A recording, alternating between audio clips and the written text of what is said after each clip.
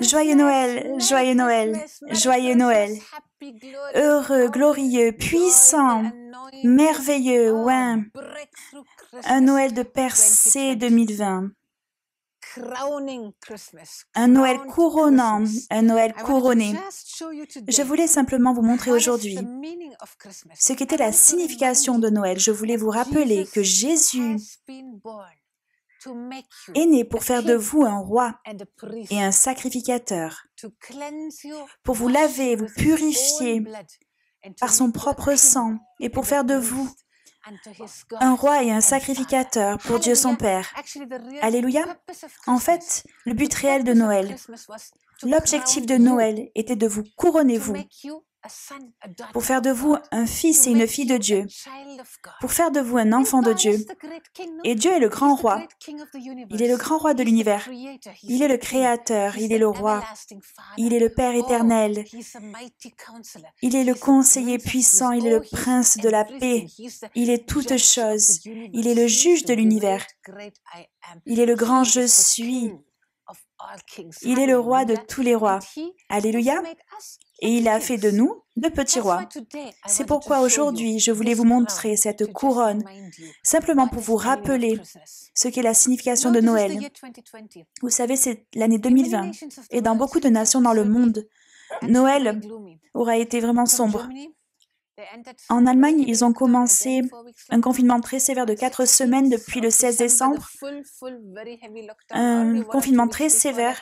Et 2 semaines auparavant, ils ont confiné ma petite ville de 5000 habitants. Donc, beaucoup de personnes auront dû célébrer Noël dans un confinement très sévère.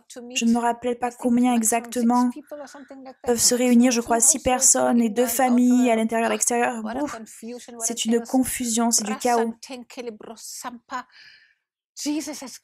Jésus nous a couronnés. Vous savez ce que l'ennemi est en train de faire? Corona signifie couronne. En latin, en espagnol.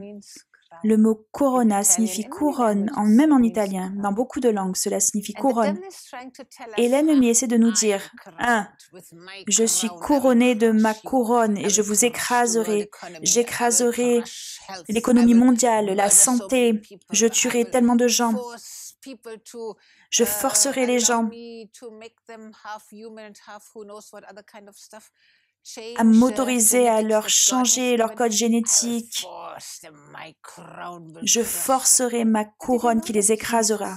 Mais vous savez que Jésus est couronné de plusieurs couronnes? Vous savez que Jésus est celui qui est couronné? Savez-vous que Dieu est le roi éternel de l'univers? Savez-vous que sa couronne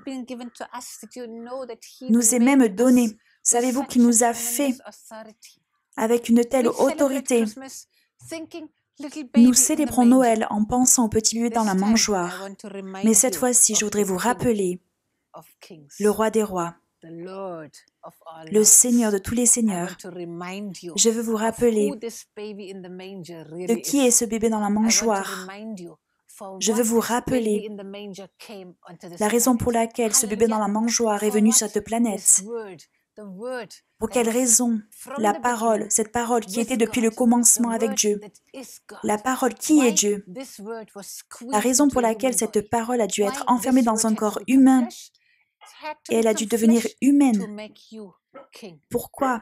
Pour faire de vous un roi, pour faire de vous un sacrificateur, pour vous arracher du royaume des ténèbres, pour vous sortir de l'oppression du royaume couronné de Satan et pour vous transférer dans le royaume de la lumière, dans le royaume de son cher Fils, dans le royaume de l'amour. Il vous a transféré dans un royaume. Alléluia.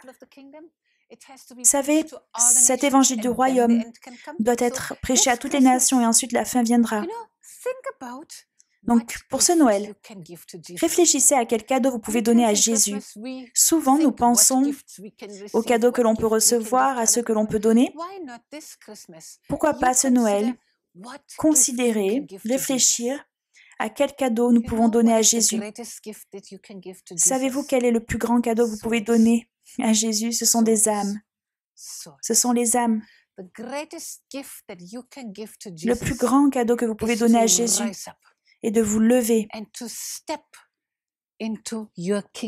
de marcher dans votre royauté, de marcher dans votre autorité, de marcher dans cette position qu'il a achetée avec son propre sang. C'est le plus grand des cadeaux que vous pouvez lui donner. Vous pouvez le rendre si heureux en prenant la place, la position qu'il a achetée de son propre sang. Souvent nous pensons, oui, nous devrions être humbles, nous ne devrions pas être trop arrogants ou fiers ou je ne sais quoi. Oui, nous devrions être humbles devant Dieu, mais savez-vous ce que cela signifie? Jésus, sans toi je ne peux rien faire, mais Jésus, avec toi, je peux tout faire. C'est la signification d'être humble devant Dieu. Pas par ma force, mais je me tiens par la force du Seigneur, par sa toute puissance.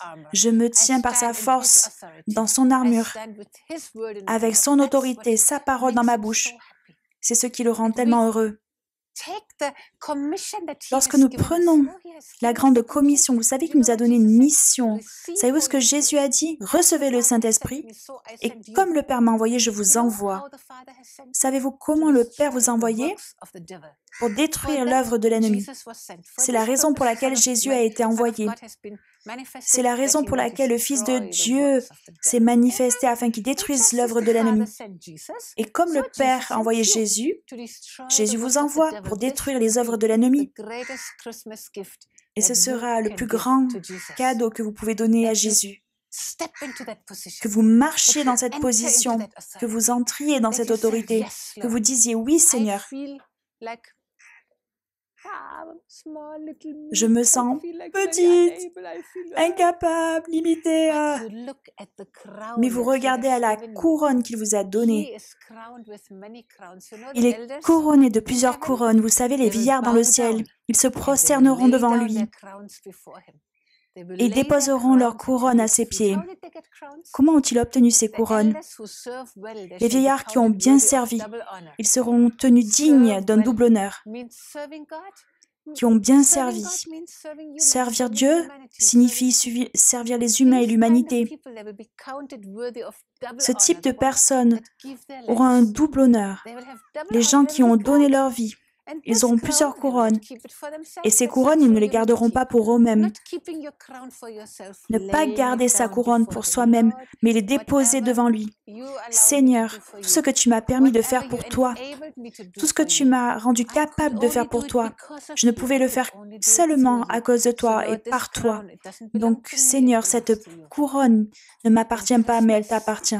Et à Noël, Jésus est venu sur cette planète. La parole faite chair est venue dans cette planète pour vous couronner comme un roi et un sacrificateur, pour faire qu'il soit possible pour vous de changer de royaume, de l'oppression du royaume des ténèbres et de venir dans le royaume de la lumière, du Fils de son amour, son cher Fils bien-aimé, dans ce royaume de lumière, ce royaume de justice, de paix et de joie dans le Saint-Esprit. C'est pour cela que Jésus est venu. C'est ce que nous célébrons à Noël. Oula. Les colombes célèbrent aussi. Vous voyez, nous voulons célébrer ce royaume. Au milieu de ce confinement, de tout ce drame, vous savez, notre premier bébé de Beraka, de notre équipe ici, est né cette année, durant le confinement, pendant ce temps du corona. Pourquoi? Parce que Jésus est couronné de plusieurs couronnes, alléluia. Donc les couronnes de Jésus surplantent toute autre couronne. Des terrains ont été donnés, des maisons ont été construites, des bébés sont nés. Il y a eu des mariages, combien de choses? Des champs ont été achetés, des voitures, des miracles, combien de miracles?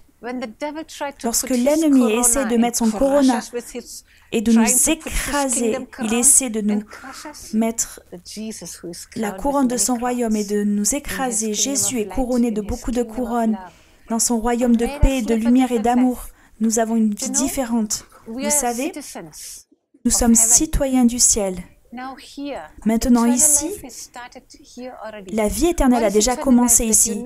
Qu'est-ce que la vie éternelle? C'est que vous le connaissiez, lui le Père, et celui que le Père a envoyé, c'est la vie éternelle. Connaître Jésus et connaître le Père, c'est la vie éternelle.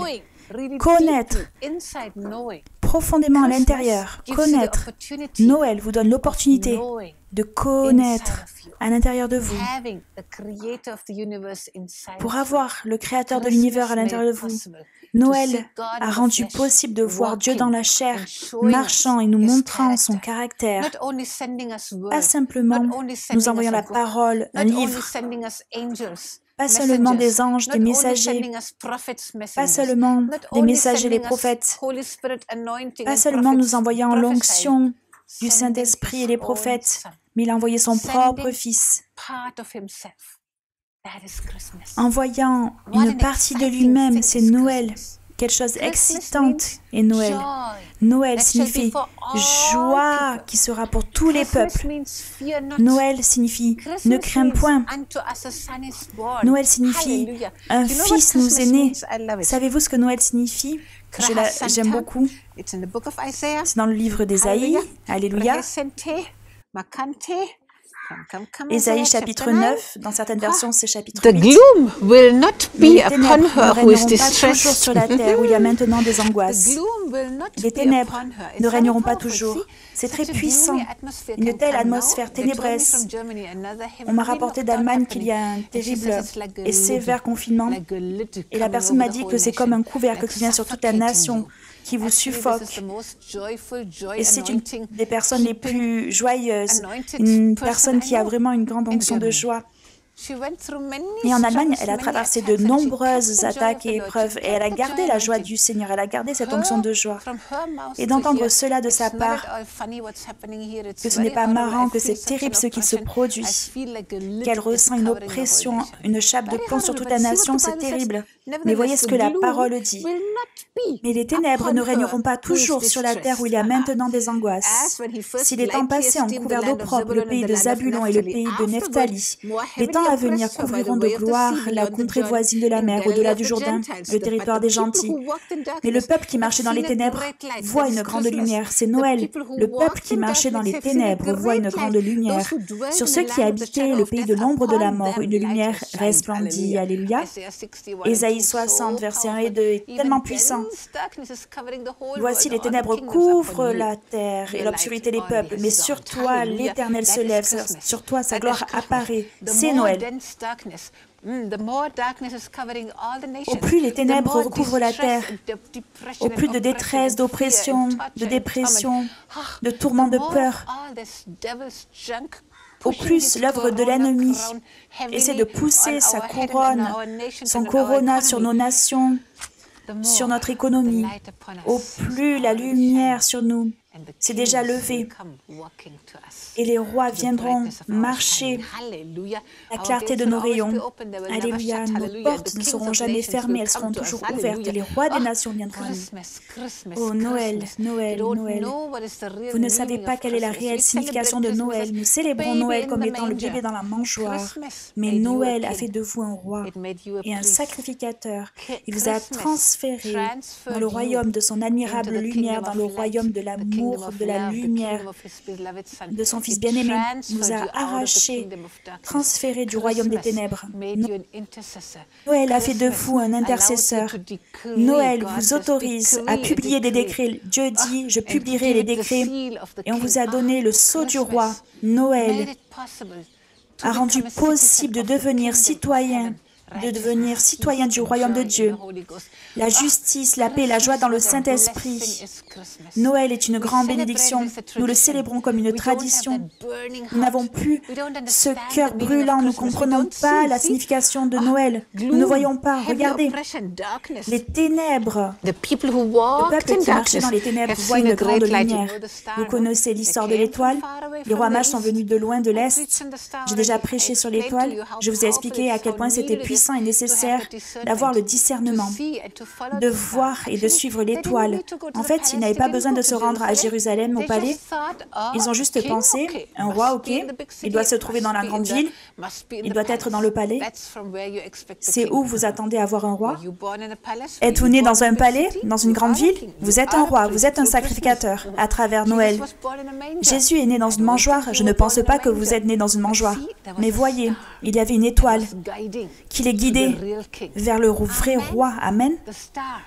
L'étoile, la lumière de Dieu, guidera les gens. Ceux qui cherchent sincèrement, ils seront amenés à vous. Ils viendront vers vous afin que vous puissiez les bénir, afin que vous puissiez leur apporter la lumière. C'est très puissant. C'est une chose puissante. C'est le temps d'être guidé et conduit par le Saint-Esprit, par la lumière, par l'étoile. Vous pouvez sentir, ressentir où il y a la lumière et où il y a les ténèbres. Fuyez les ténèbres. Où se trouve la lumière? Restez-y. Lumière sera l'un des signes que vous verrez. Il y avait une grande lumière autour de cet ange, et toutes les armées des cieux étaient avec lui. Il disait, « N'ayez pas peur, n'ayez pas peur, n'ayez pas peur, ne craignez point, une grande joie pour tous les peuples. » Noël est une grande joie. Pendant ce Noël, attendons-nous à une percée, à plus de percées, et je vous le dis, l'Inde est tellement mieux que d'autres nations. Je suis tellement reconnaissante, tellement reconnaissante, tellement reconnaissante pour beaucoup de décisions qui ont été prises par les autorités ici. Autorisation des traitements naturels, des plantes, car les feuilles sont pour la guérison des nations, non? D'avoir autorisé ce genre de traitement et pas simplement les traitements chimiques qui sont basés sur des déchets pétroliers. J'ai trouvé ça récemment. J'ai découvert que ces déchets pétroliers avaient été utilisés pour créer la médecine allopathique. Aujourd'hui, encore un autre article de la BBC, elle se demande vraiment comment cela se fait-il que les cas et la mortalité en Inde a tellement descendu. Alléluia. Donc nous bénissons l'Inde. Merci Seigneur pour nous bénissons nos leaders avec la sagesse, de l'autorité, avec la force de résister au diable et d'autoriser le nom de Jésus pour qu'ils aiment leur nation et qu'ils cherchent le meilleur pour la nation. Nous les bénissons dans le nom de Jésus. Tu rends le peuple nombreux et tu lui accordes de grandes joies. Il se réjouit devant toi comme on se réjouit à la moisson, comme on pousse des cris d'allégresse au partage du butin. Car le joug qui pesait sur lui, le bâton qui frappait son dos, la verge de celui qui l'opprimait, tu les brises comme à la journée de Madian. Car toute chaussure qu'on porte dans la mêlée et tout vêtement guerrier roulé dans le sang seront livrés aux flammes pour être dévorés par le feu. Alléluia. Alléluia. Toute la cruauté, tout le sang, la destruction seront livrés aux flammes. Cela sera terminé à cause de la joie. Car un enfant nous est né, un fils nous est donné, et la domination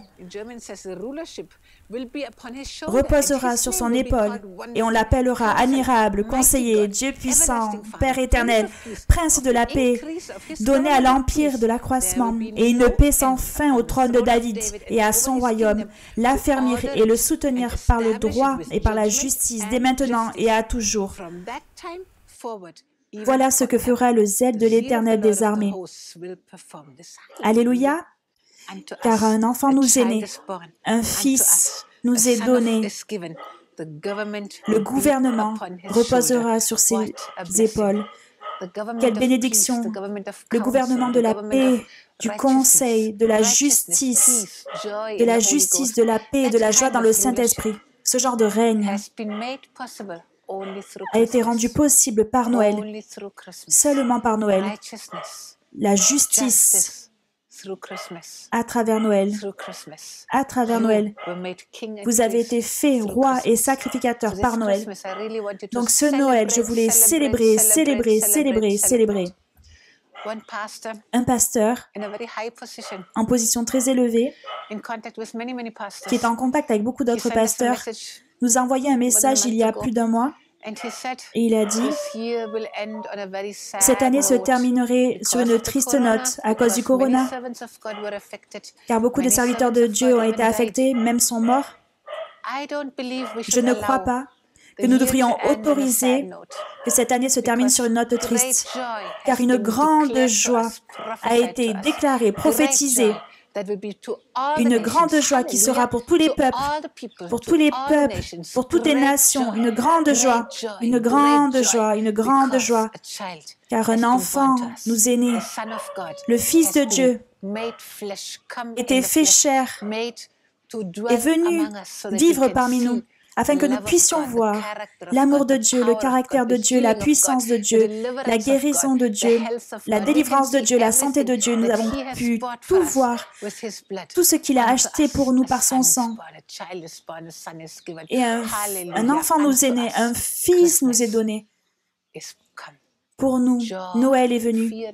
La joie, n'ayez pas peur, ne craignez point. Une grande lumière, une grande joie qui brille devant les hommes. C'est Noël. Apportez des cadeaux à Jésus, rendez-le heureux. Ne pensez pas à vous. Pensez à ce qui rendra son cœur heureux. Vous savez, la vie la plus heureuse que vous puissiez avoir, c'est quand vous pensez à ce qui plaira au cœur de Dieu, au cœur de Jésus, et quand vous commencez à faire ce qui rend le cœur de Jésus heureux. C'est la vie la plus heureuse et la plus joyeuse que vous pourriez avoir. Noël signifie qu'il vous a couronné, signifie que le roi de tous les rois a fait de vous un roi et un sacrificateur pour Dieu son Père. Quelle bénédiction est Noël! Quel privilège est Noël! Quelle gloire est Noël! Ayez un Noël béni, heureux, joyeux, oint, reconnaissant, béni, les bénédictions humaines et de Dieu qui débordent, prospèrent dans le nom de Jésus. Amen.